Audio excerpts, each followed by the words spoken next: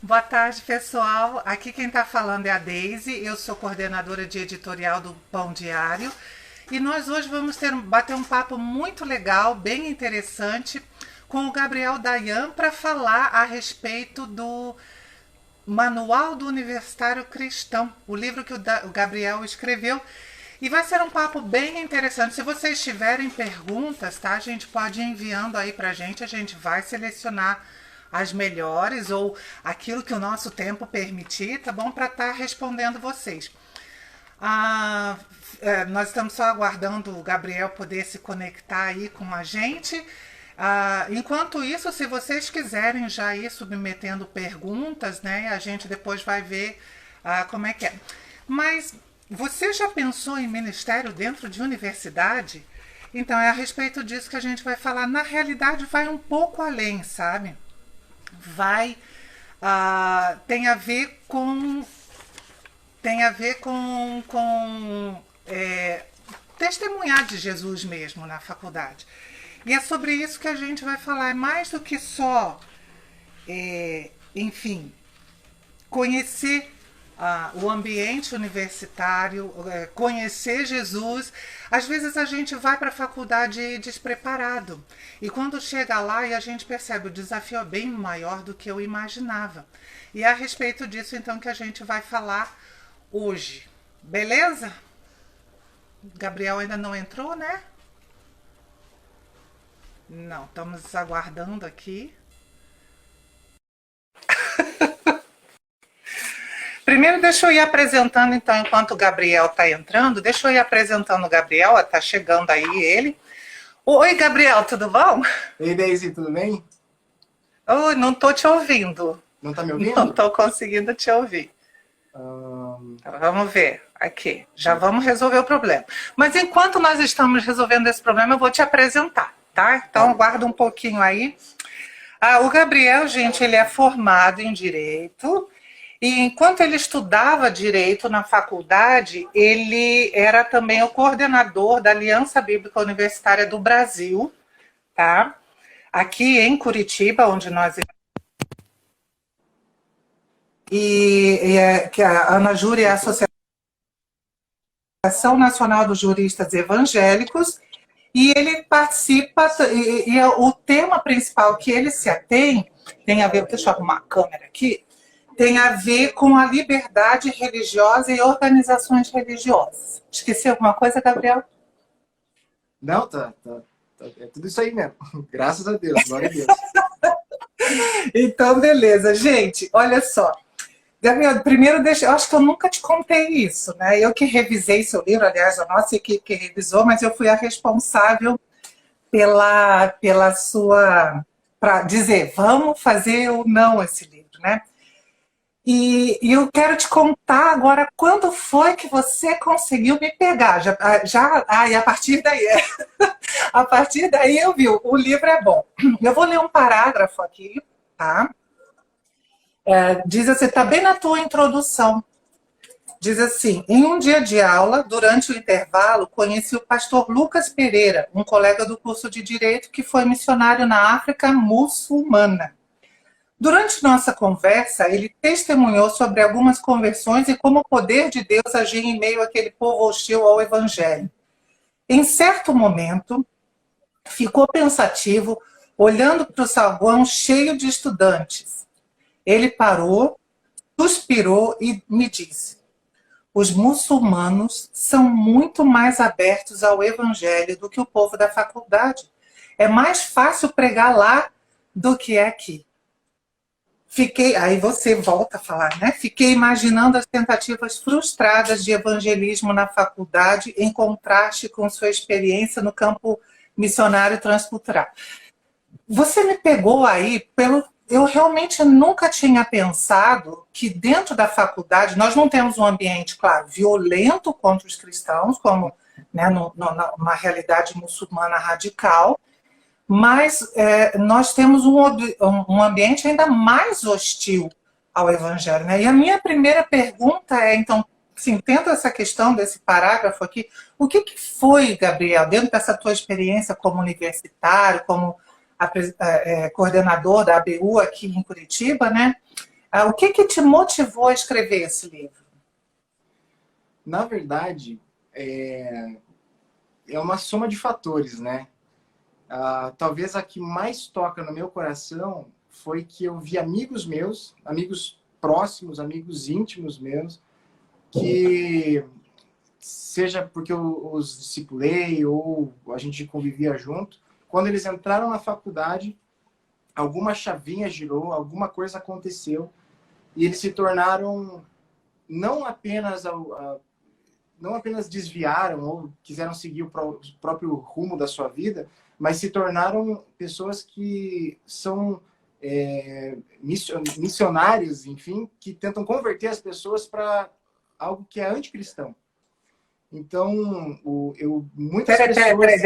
Peraí, deixa, eu não entendi. Os teus amigos se tornaram missionários para, digamos, Missionários de uma desconverter. ideologia, missionários de um ateísmo, missionários de sabe Deus o que os caras pensam quando entram na faculdade, mas o que mais me motivou a escrever, o que mais me doeu no coração foi ver pessoas que eu amo muito, tendo uma postura contrária ao evangelho e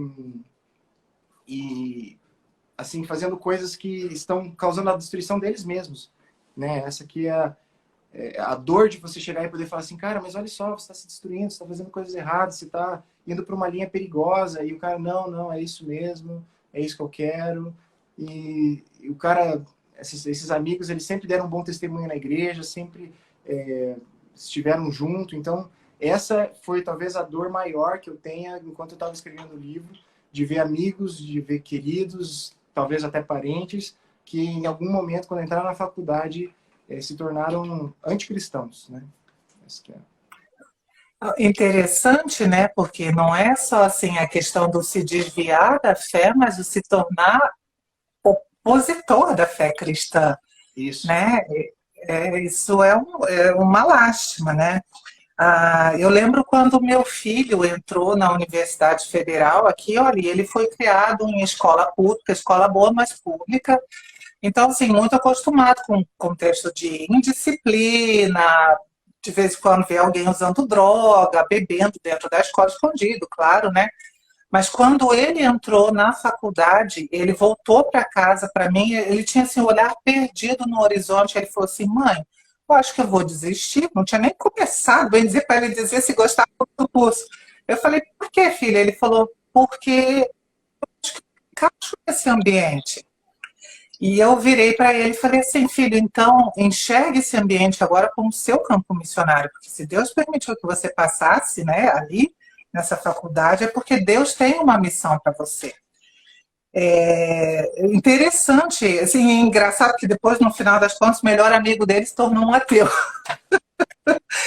Mas ele falava de Jesus e o ateu rebatia. Enfim, também, Gabriel, na página 27, outra coisa bem, e tem a ver com essa tua resposta que você acabou de dar ali para a gente, né? Você fala sobre as críticas, o que muitas vezes desvia ou torna algumas dessas pessoas oponentes ao cristianismo dentro da universidade, as críticas e a zombaria que existe muitas vezes até pelos próprios professores com relação à fé cristã, somado à questão da maioridade, né, e as liberdades que isso dá. Isso é suficiente. Você ainda usou uma expressão que eu achei bem interessante. Isso é suficiente para levar muitos a uma rota de destruição. O que você quis dizer com rota de destruição e como que a gente pode evitar esse caminho, então, né? Então, eu vejo que a gente está numa época de muitas paixões, assim, sejam políticas, ideológicas ou denominacionais, porque muitas vezes eu tive que na faculdade lidar com conflitos de denominação, né? Então, por exemplo, o pessoal às vezes mais tradicional, com o pessoal mais pentecostal, coisa do tipo assim. E muitas vezes não era uma discussão honesta, uma discussão assim de reter o que é bom, mas era de como se fosse defender a própria identidade, assim, não, a minha identidade é a certa e a de você está errada. Então, eu comecei a perceber que essas posturas muito apaixonadas sejam elas ideológicas, políticas ou até mesmo religiosas, teológicas, elas começam a gerar um ciclo de destruição de amizades, de fofoca, isso falando dentro do contexto dos cristãos, né? Especialmente de disputa política, de ego, enfim, de um monte de coisas, e que conforme isso vai caminhando, conforme isso vai andando, as pessoas vão se destruindo, elas vão rompendo comunhão, elas vão procurando seus próprios interesses, elas não vão estar fazendo, às vezes, uma coisa pelo bem do próximo. Então, eu comecei a perceber que muita gente, assim, às vezes defendendo aquilo que é a sua própria vocação, inclusive, começava a ficar tão fechado nessa paixão, nessas questões, e no final, de repente, essa pessoa simplesmente pipocava e de repente aparecia fazendo um monte de coisa, um monte de besteira, e um monte de mau testemunho na faculdade, ou então, aquele negócio que a Bíblia fala, que um abismo vai atraindo outro abismo, sabe? Então é mais ou menos assim que pelo menos eu pensei quando escrevi essa frase, assim, de que você vai vendo, às vezes começa, até eu falo isso mais pra frente no livro, às vezes começa simplesmente começando a ter uma postura mais aberta em relação a relacionamento afetivo. Vou começar a namorar uma menina na faculdade. De repente vai indo para uma ordem, vai indo cada vez pior, e até que chega um momento em que é uma destruição gigantesca, seja no grupo interno ali, seja na igreja, seja na família. E daí você fala assim, cara, o que eu vou fazer? Como que eu vou poder ajudar agora, né? Enfim, são situações que eu passei que me fizeram tentar alertar as pessoas que vão entrar na faculdade, tipo, calma, não seja tão apaixonado, seja na tua vocação, seja na tua denominação, seja na tua visão política, seja onde for, mas que, enfim, o nome de Cristo seja conhecido primeiro e a gente possa exalar o bom perfume de Cristo na faculdade, né, na universidade. Legal essa tua resposta. E assim, quem diria que muitas vezes, né, o pipocar ou entrar nessa rota de destruição que você falou começaria num estilo radicalismo cristão, né? Que a gente acha que se a gente for radical, a gente está protegido. Mas então vamos lá, vamos tentar, ajuda a gente nessa questão do equilíbrio entre ser radical e ser liberal. Como que você acha o equilíbrio para dentro desse ambiente, inclusive nos seus relacionamentos com professores e colegas, como que você acha o equilíbrio do relacionamento que vai influenciar e não ser influenciado? Olha, eu tinha um pastor que falava muito sobre ter um coração ensinável, né? Acredito que se a gente faz um esforço em buscar ouvir a opinião do outro, em buscar entender o que está acontecendo, afastando o máximo possível dessas paixões, a gente começa a ter uma visão maior assim, a respeito das coisas. Então, por exemplo, vamos dizer, eu tenho um pastor, eu tenho um discipulador, e eu tô querendo fazer uma coisa. Daí ele pega e fala comigo e fala, cara, mas não faça isso. Eu não penso, por que eu não vou fazer isso? Porque talvez você pode correr um risco aqui, aqui, aqui. E daí você fala, não, beleza, eu vou obedecer o pastor, eu vou entender que ele é mais maduro, ele é mais experiente, então eu vou obedecê-lo. E daí, conforme o tempo vai passando, a tua opinião vai sendo moldada pela opinião das outras pessoas também, não no sentido de você perder a sua opinião, ou você, enfim, mas de que isso vai ajudando a você ter mais pontos de vista para enxergar um determinado fenômeno. Então, no próprio livro eu falo quais são as minhas opiniões políticas, enfim, as minhas visões a respeito de economia, mas eu nunca fechei eu nunca procurei transformar isso numa idolatria e dizer assim, essa é a visão certa. Porque quando você fala que isso é uma visão certa, seja ela qual for, seja de direita, esquerda, enfim, você está falando que essa é a visão de Deus a respeito das coisas, porque Deus é quem é a verdade. Então eu tenho muita preocupação em você chegar e falar assim, cara, isso aqui é certo sendo que é um terreno que a Bíblia não afirma com clareza, né? Um princípio da hermenêutica bíblica é, se a Bíblia não afirma com clareza, nós não afirmamos com certeza. Então, quando eu conversava com ateus, inclusive lia livros, eu até coloquei no livro que eu lia muito o ateu Asimov, né? Que é o autor de várias ficções científicas e que eu gosto muito, eu me divertia muito.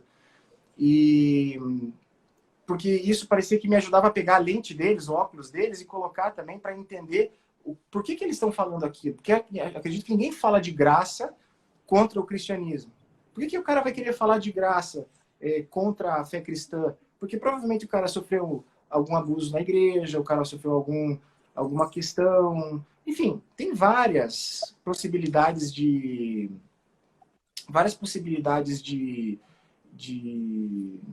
Como posso falar? Nossa, fugiu aqui o assunto. É que apareceu uma pergunta aqui e eu acabei vendo. Tá interessante essa pergunta, né? Tá, mas onde que eu parei? Só para... Eu também me perdi. A pergunta foi boa, né? Então, é o seguinte, vamos responder a Cel Pereira, né? Ela perguntou aqui, você não acha que algumas atitudes políticas vão de encontro com a opinião de Deus? Eu não sei se ela quis dizer a opinião de Deus ou sobre Deus, né? Vamos pensar em sobre Deus, tá? Nos dois casos, eu acredito que sim. Porque nós não estamos vivendo no céu, né? Nós temos o corpo glorificado, não temos a visão real de como Deus enxerga as coisas por causa do pecado. Nós temos no nosso coração um trono que é feito para que Deus se assente nesse trono, que Deus governe nesse trono. Só que muitas vezes a nossa falta de comunhão pessoal com Deus, a nossa falta devocional, a nossa falta de comunhão com a igreja, a nossa falta de humildade, enfim, ela vai fazendo com que algumas outras coisas se sentem nesse trono. E quando isso acontece, isso é a idolatria. Porque você começa a achar que, então, a visão política se torna a visão certa, a visão que responde todas as coisas. Então, sei lá, vamos dizer que o cara tem uma visão sobre o liberalismo econômico. E daí o cara tem bons argumentos para isso, mas em algum momento, esses argumentos eles sentam no coração da pessoa e ela começa a achar que toda a realidade, toda a vida dela é baseada naqueles princípios. E não, porque pelo que eu entendo, não só da palavra de Deus, mas como também de filosofia cristã, que o pessoal tem debatido e eu tenho acompanhado, Deus tem leis específicas para cada coisa. Deus tem um propósito específico para cada coisa desse universo. Deus derramou do seu amor quando estava criando todo esse universo. Então, eu entendo que, às vezes, a gente corre o risco de querer pegar uma visão econômica e querer transferir para a família. Ou questão da família e querer transferir para o Estado. Ou do Estado querer transferir para qualquer outra coisa, sendo que existem leis que fluem de Deus, que podem ser extraídas da palavra de Deus, que vão abençoar tanto o poder público, quanto a família, quanto o mercado, no sentido de economia, etc. Então eu vejo assim que... E esse problema é um problema religioso, teológico. Não é um problema de outra ordem. Então a gente precisa buscar em Deus para ter a humildade de falar assim, poxa, esse cara, mesmo numa opinião contrária, mesmo ateu, mesmo, enfim, ele tem uma verdade, ele tem alguma visão a respeito que às vezes não é contrária ao evangelho. Tanto que muitas vezes na faculdade eu estava discutindo com ateus e eles falavam, olha, cara, a igreja fez isso, olha, não sei o que aconteceu e tal. Eu falei, cara, mas o próprio apóstolo Paulo falava isso. Ó, leia aqui, ó, eu abri a Bíblia e falava, ó, de fato, muitos farão do evangelho fonte de lucro e tal. E daí o cara ficava olhando, e esse era uma possibilidade de evangelismo que eu tinha na faculdade. Então, as pessoas elas estão falando coisas honestas no coração delas, mesmo que seja errado, né? Então, quando você escuta as pessoas, quando elas estão falando dessa honestidade do coração delas, a pregação, o evangelismo se torna muito mais efetivo. Nós temos uma pergunta aqui, a gente já vai responder, que é da Jéssica Vanello, né, qual a melhor forma de levar a Cristo, mas o pessoal está ajudando a gente a lembrar de onde você tinha parado, né? E é bastante interessante, porque você estava falando que você lê os ateus para conseguir tentar entender a coisa sob a ótica deles. Isso. Né? Agora, você veja, né, essa tua decisão de ler, mesmo que não tenha a mesma corrente de pensamento que a sua. Às vezes, dentro da igreja, a gente é orientado a não buscar literaturas que não sejam cristãs, e ainda mais, às vezes, cristãs que compartilham da nossa mesma visão. Então, vamos lá. Realmente, tem gente que não está preparada para ler ateu e debater com ateu. A gente sabe disso. Então, como é que eu posso? Porque eu acho, sim, que para tentar entender por que aquela pessoa pensa de Deus ou da inexistência de Deus daquela forma, eu tenho que tentar me aproximar do lugar onde ela está para tentar conversar com ela. Então, qual é o limite? Existe realmente algum perigo? Como que você se blinda nesse sentido de, tá, ok, ele está falando isso, é um bom argumento, mas o argumento bíblico aqui, o argumento teológico, histórico, enfim, é melhor. Como é que é? Olha, no começo do livro eu vou discorrer muito sobre a importância da igreja. Porque, para mim, o que foi fundamental para eu não pipocar foi justamente o acompanhamento pastoral, foi justamente estar em comunhão com pessoas que pensam diferente. Eu tive um amigo, né, na faculdade, ele estava meio desviado, enfim, e ele ficava sempre muito cabreiro com as coisas que eu falava na faculdade. Ele falou, cara, será que é isso mesmo, tal? Será que você não esqueceu tal coisa? Daí eu ia lá e estudava e... Então, tanto que acho que, não sei se eu coloquei essa frase exclusiva no livro, mas que a igreja, ela atua no ponto cego da nossa cosmovisão. A igreja, ela ajuda a gente ver coisas que a gente não vê. Então, por isso que é importante estar em comunhão, é importante estar em submissão aos pastores, aos líderes, porque isso vai ajudar muito. Mas tem um sentido mais pessoal e íntimo, talvez, de relacionamento com Deus. Porque muito da minha curiosidade em querer saber a respeito dos ateus, dos socialistas, capitalistas, etc., era porque alguns argumentos que eles traziam me pareciam muito realistas. E algumas críticas, inclusive à igreja que eles faziam, me pareciam muito corretas. E daí, naquelas crises existenciais, filosóficas que a gente tem, eu lembro de uma vez que eu estava orando e eu tive uma impressão assim, isso vai ser bem pentecostal que eu vou falar, então o pessoal mais tradicional, por favor, me perdoe. Mas eu estava orando e eu vi como se fosse uma espécie de um abismo na minha frente. E era desse abismo que estavam saindo as críticas, as coisas contra a igreja, contra Jesus, todo o pensamento que sendo levado contra Cristo, estava vindo daquele abismo. E eu falei, Espírito Santo, se o Senhor me der a mão, eu vou pular. Se o Senhor der a mão para mim, eu vou pular. E eu pulei. E ali eu conheci algumas coisas que eu falei, meu Deus do céu. Daí você não fica muito normal também, né? Você não fica muito normal, porque você começa a ler cada coisa, saber de cada coisa, daí você se torna um cara estranho, porque tipo, você começa a entrar num nível de pira, assim, que a galera... Só que, ao mesmo tempo, essas coisas que você aprende, você vai conseguindo aconselhar os outros, e você vai vendo como isso vai surtindo efeitos de graça e de glória de Deus na vida dessas pessoas também. Porque você enfrentou uma aula de evolução, mas você voltou dessa aula mais crente do que você entrou. Então, eu acredito que essa é a ideia de todo líder, de toda pessoa que está engajada nesse aspecto mais teórico, mais filosófico, teológico, enfim, de mergulhar nesse abismo, dando mão para o Espírito Santo, e na expectativa de voltar e falar assim, eu tenho uma resposta de Deus para isso daí. Eu fui lá, eu vi, eu entendi o que eles pensam, por que eles escreveram isso, qual era o ódio que estava no coração deles, e agora eu tenho vários argumentos para dizer que, na verdade, esse conhecimento contra Cristo, ele não deve prosperar por causa de... Daí a gente pode trazer infinitos mais argumentos a favor do Evangelho. E isso a gente tem. A gente tem 2.000 anos de história de Evangelho. Não existe não existe teologia, a meu ver, não existe filosofia que consiga ser superior e mais abrangente do que a filosofia cristã, do que a teologia cristã pode oferecer para a gente.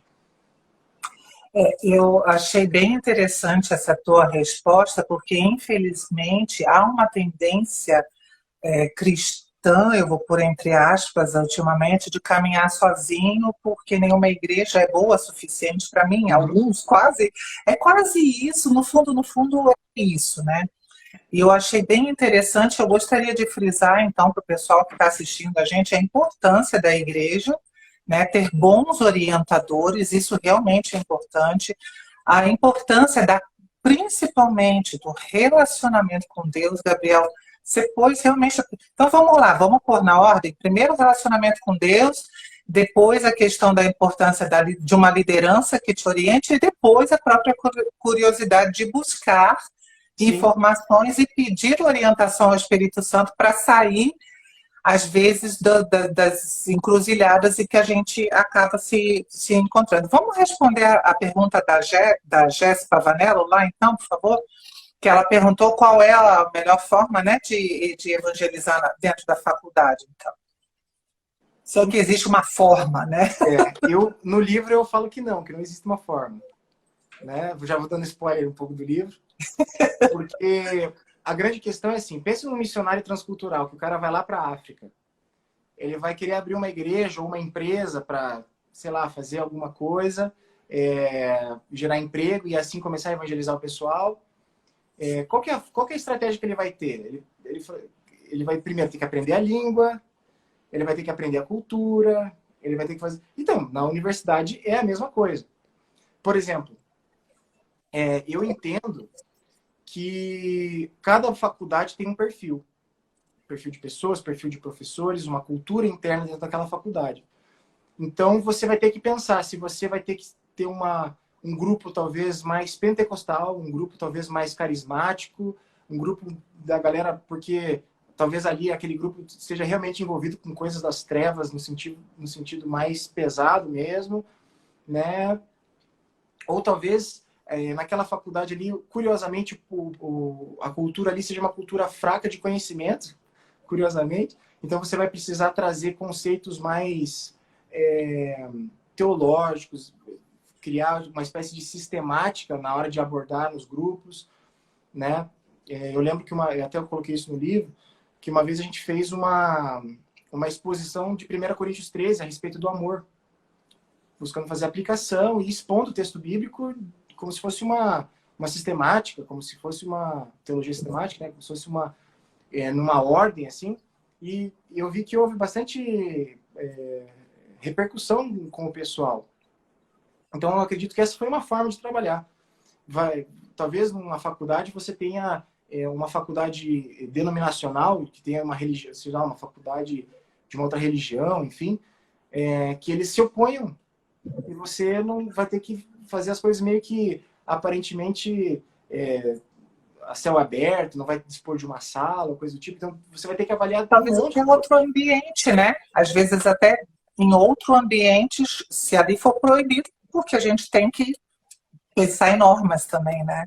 Sim, claro que pelo direito a gente consegue pedir uma sala, liberdade religiosa, dá para pensar nessas coisas. Mas eu entendo que compete ao missionário universitário entender qual que é a dinâmica da faculdade para poder fazer algo que entende de Deus mais apropriado para aquela situação. Então, por exemplo, se a galera é mais tradicional, pega uma ABUB, Aliança Bíblica Universitária do Brasil, que tem o estudo bíblico indutivo, tem uma pegada mais tradicional. Ela nasceu de uma pegada presbiteriana, por exemplo, que foi, querendo ou não, a minha escola de missão. Mas tem a galera do Dunamis Pocket, tem vários outros, né? Tem agora a Rede também, tem o Projeto Daniel, tem vários outros grupos que tem uma pegada diferente, uma abordagem diferente. Aqui em Curitiba tem o Jesus na UFPR, né? Que é uma pegada também um pouco mais carismática. Amém. A forma, para mim, não é tão importante. O importante é que o nome de Jesus seja feito conhecido, com um bom testemunho de fé, e entendendo que Deus se preocupa com os detalhes, que nem eu falei no começo da criação, Deus se preocupa com os detalhes. Porque é muito mais legal você chegar num ambiente como uma vez eu tive uma experiência assim na faculdade, que Deus tocou no meu coração e eu ia falar um negócio, mas eu falei, bom, Deus está me impelindo a falar sobre outra coisa. Então eu falei sobre essa outra coisa, e depois uma menina veio falar assim, poxa, era justamente sobre isso que eu estava pedindo a Deus, enfim. Então eu acredito que isso torna, tanto para o missionário universitário, quanto para a pessoa que tem uma experiência real com Deus, muito gratificante. Então, como eu falei, eu entendo que não existe uma forma correta, eu entendo que existe responsabilidade do missionário para que a missão seja feita. Então, é bom o cara saber, tem um método mais carismático, mais tradicional, mais, enfim, vamos tentar ver todos eles, aprender com todos eles, reter o que é bom para ver qual que se aplica melhor à nossa realidade. Então, seria interessante que os universitários que estão, independentemente da cidade em questão, tentasse procurar essas redes, porque provavelmente já tem algum ministério funcionando dentro da faculdade e ele tentar ver se ele se encaixa naquele perfil de ministério ali, né? Porque às vezes tem, e não é muito o seu perfil, não quer dizer que está, como você falou, não quer dizer que está errado, só não é o seu perfil, né? Então tentar encontrar. Agora, a gente estava falando, a gente falou bastante das pessoas que infelizmente se desviam e não só se desviam, mas acabam se tornando opositores do Evangelho. Vamos falar agora dos casos de sucesso, porque, né? Graças a Deus, né? Eles existem. Então, vamos lá. Quais as características que você vê que tem em comum os universitários cristãos que influenciam positivamente o ambiente? Sim. Normalmente é o cara ou a menina que faz assim, assim, assado. Eu acho que não tem tanto a ver com personalidade, né? Embora a personalidade possa ser mais ou menos atraente, mas o que que caracteriza, então, os cases de sucesso dentro da universidade? Você é um, eu conheço vários, né? Graças a Deus. Glória a Deus, né? Então, mas tem alguma coisa entre eles todos. E o que é? Alguma ou algumas, né? Olha, da mesma forma que a questão de qual grupo, se existe um método correto, eu ouso dizer que eu acho que não é difícil você encontrar um padrão, porque Deus ele também gosta de nos surpreender, né? Então, às vezes, é aquela pessoa que a gente não dava nada, aquela pessoa que no julgamento humano fala assim, quem que é essa pessoa? De repente, é a pessoa que, na verdade, fez um dos maiores avivamentos que pôde acontecer numa universidade.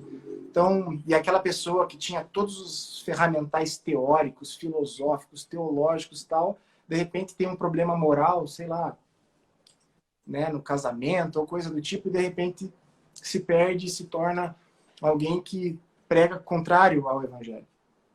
Então, eu acredito que talvez o amor a Jesus, com que Jesus seja visto acima dele, Jesus seja visto acima da metodologia dele, Jesus seja visto acima da sua identidade, seja ela se é mais de centro, de esquerda, de direita, de cima, embaixo, etc. Aquela vontade de fazer Jesus conhecido, ela precisa, eu vejo pelo menos esse amor a Jesus assim como pelo menos algo que em comum claro que existem pesquisas, né, sobre sobre as igrejas, quais são as igrejas que mais crescem, por que crescem, o que elas têm em comum. Claro que dá para encontrar várias pesquisas nesse sentido, mas se eu pudesse falar, eu diria assim, cara, é Jesus, entendeu? Jesus, ele precisa o que Jesus gosta, o que Jesus não gosta, o que Jesus ama, o que Jesus odeia, uma forma nova de poder revelar Jesus. Então, que não afronte a palavra de Deus, a palavra, enfim, eu acredito que esse foco cristocêntrico, né, é o principal. Assim. Legal. Era por onde eu estava pensando também, né? Porque se você olhar os 12 escolhidos por Jesus, provavelmente alguns de nós não selecionariam alguns daqueles 12 lá, né? E como é bom saber que Deus ama os improváveis, porque é justamente, muitas vezes, é justamente através deles que a glória de Cristo brilha mais. E isso que você falou, pôr Cristo no centro e se preocupar mais com Cristo é legal. A gente está chegando ao final, eu vou falar um pouquinho do livro, Gabriel, e depois eu queria que você, enquanto eu estou falando do livro, pensa se você pudesse dar um conselho ao pessoal que tem ministério com faculdade agora, né? E pudesse, em poucas palavras, dizer, olha, meu conselho para você é, tá? Compre o livro, esse eu vou falar, tá bom? Então vamos lá. Gente, esse daqui é o livro do Gabriel, é o MOOC, o Manual do Universitário Cristão. Ele hoje vai estar, hoje e amanhã, ele vai estar em oferta no site do Pão Diário, com 30% de desconto. A única coisa que você precisa fazer é aplicar o cupom MUC, MUC 2020, antes de fechar a sua compra. E eu gostaria de recomendar o livro para todas as igrejas e ministérios que querem treinar os candidatos à faculdade e até os universitários que estão buscando. Eu preciso de um embasamento melhor para brilhar Cristo ali dentro da faculdade que eu faço. O Gabriel compartilha muitas experiências dele, é muito legal. Mas não só, sabe, gente, no final ele ainda dá, assim, de canja pra gente, né? Uma lista, uma biografia, porque ele falou, eu já li livros sobre isso, isso, isso.